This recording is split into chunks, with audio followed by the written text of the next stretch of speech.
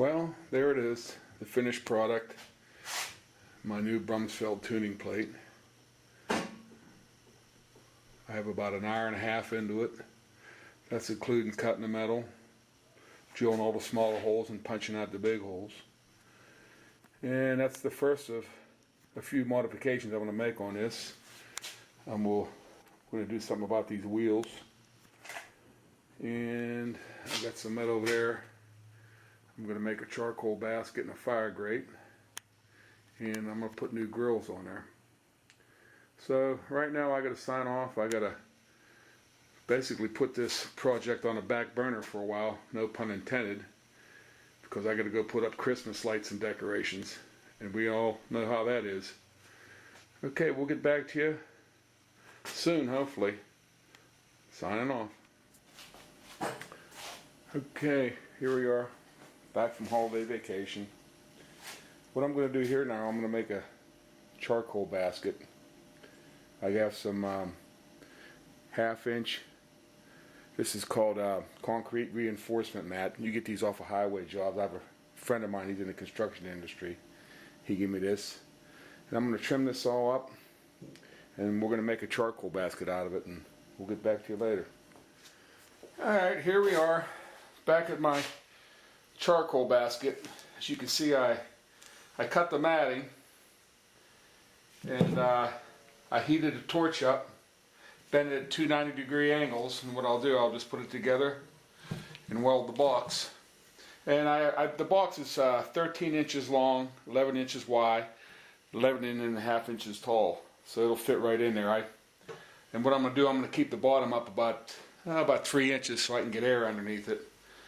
But now I'm going to line the inside with expanded metal, weld the two sides, put the bottom on, and I'll have a box. I might have maybe an hour and a half in this whole project. Like I said before, this metal is relatively easy to get. You can get it if you know anybody that's in the construction industry or concrete prefab. You can go there. This is scrap. I got this out of the scrap bin. It's ready, available. It's pretty heavy duty. It might be a little overkill, but I've read on the internet that a lot of people had problems with warping and sagging and stuff like that, and so I don't want to. Well, if this was readily available, so this is what I'm using. All right, we'll get back with you in a little bit. Hi, I'm back. I just finished welding my expanded metal onto my 90-degree angles here on my reinforcement mat. I'm going to put them together. This is going to be the bottom. I'm doing this without a tripod, so it might be a little jumpy. Basically what I'm going to do, I'm just going to weld it together like that, and put some expanded metal on this bottom, weld the bottom, and I'm going to keep the bottom up by right here, probably about 3 inches up, so I can get air underneath there. That's the key for these things, I guess. It's air. So I'll get back with you in a little bit here. Hello, welcome back to my project restoration of my silver smoker. As you can see, I finished my charcoal basket. Fits in there quite nicely. As you can see, there's lots of air. Goes underneath there. What I'm working on now is I've done away with the old grates, the old grill. I'm going to use expanded metal. A friend of mine gave me a piece, and I got these. Right now I'm measuring it up so I can cut it to the right dimensions and tack weld it. Put it on there. This is all this here is just 1/2 inch tubing that I got from it was an old garden patio table. It was the legs. I took it off, stripped the paint off. I'm going to use square tubing. I've seen some people use angle, but that was readily available. I'm doing this on the cheap. I'm going to show you a little item I picked up here. I want to put water in here, and I found these at Home Depot. These are $10, really nice. And what they are is it's a charbroil. I brought 2 of them. It's a red dish, and they use them for their, I guess, their infrared grills. But these things weigh almost 8 pounds.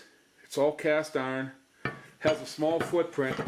It's only 4 inches across, so it fits real nice in the bottom of my smoker. I'm going to try to put 2 of them in here. Holds 4 cups of water each, but not only that, it catches the grease. And then the grease can also run under there out the hole if any gets under there. But yeah, it'll help hold the heat and add moisture into my cooking there. So, all right. Now I have some half-inch strap to put my tuning plate in. Just fits right in there like that. Okay, I just finished the last piece of my smoke chamber here. You can see I got my tuning plate done. I tacked in my half-inch flat iron on the sides there so it slides. This is the baffle I made. I made this out of 1/8-inch steel.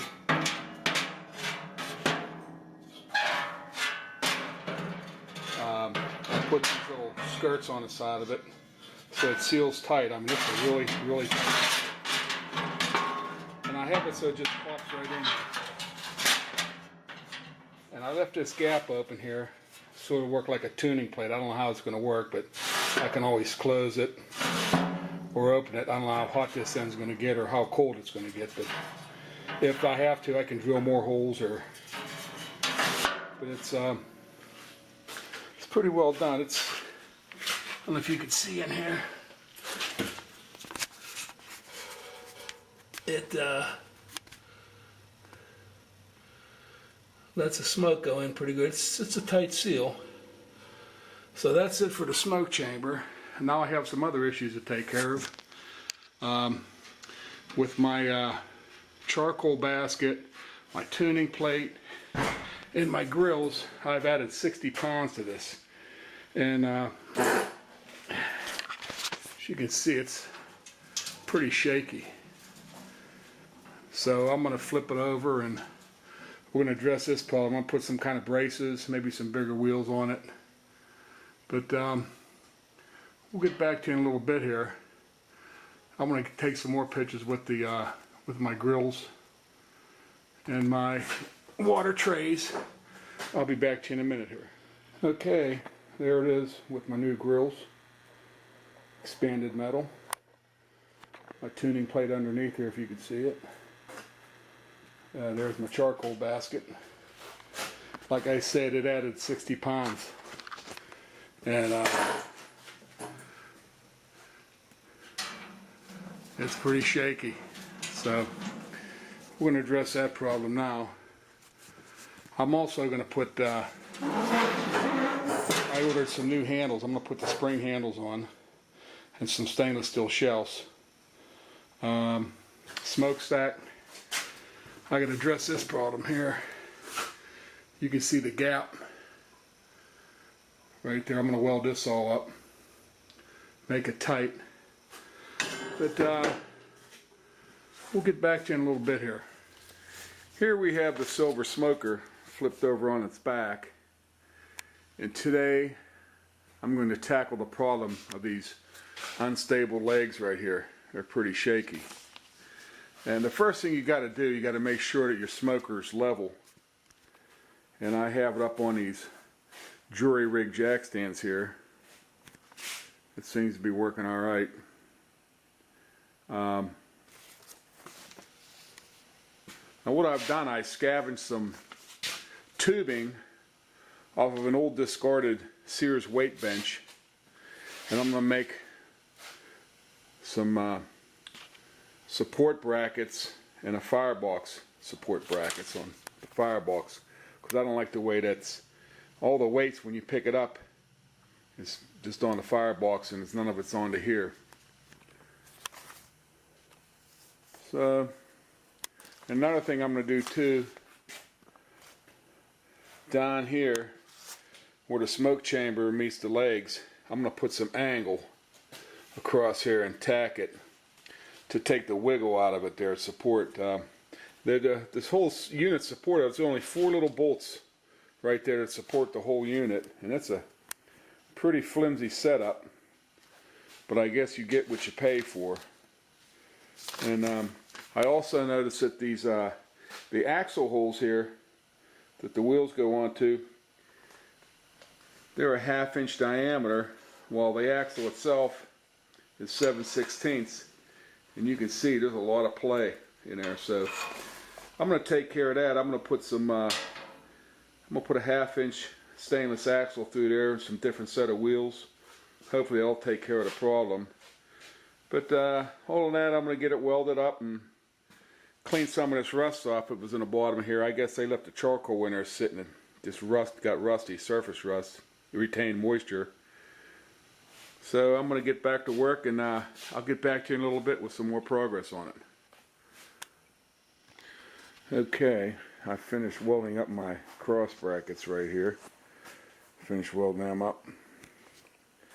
And welded my angles to the smoke chamber, to the legs. But I ran out of shielding gas. So I found a roll of flux core wire, and I welded the firebox all the way around the whole unit. Welded it to the smoke chamber to seal that up. We'll see how that works out. So while I got that roll of flux core wire, I'm going to work on a fire grate here, because I'm going to burn some sticks in there. So what I got, I took some expanded metal catwalk and put it on my reinforcement mat, welded that on there. Then tomorrow, when I can open the garage door, I'm going to weld I got some expanded metal, and that'll be my fire grate for the firebox. I've seen one on the internet, they sell them like that, so it'll work out pretty good. So we'll get back to you when I'm done with this. Hi, welcome back to my silver smoker restoration project. Today I'm going to tackle the issue of these leaking smoke chamber doors. It seems to be the nature of this beast on these consumer grade smokers.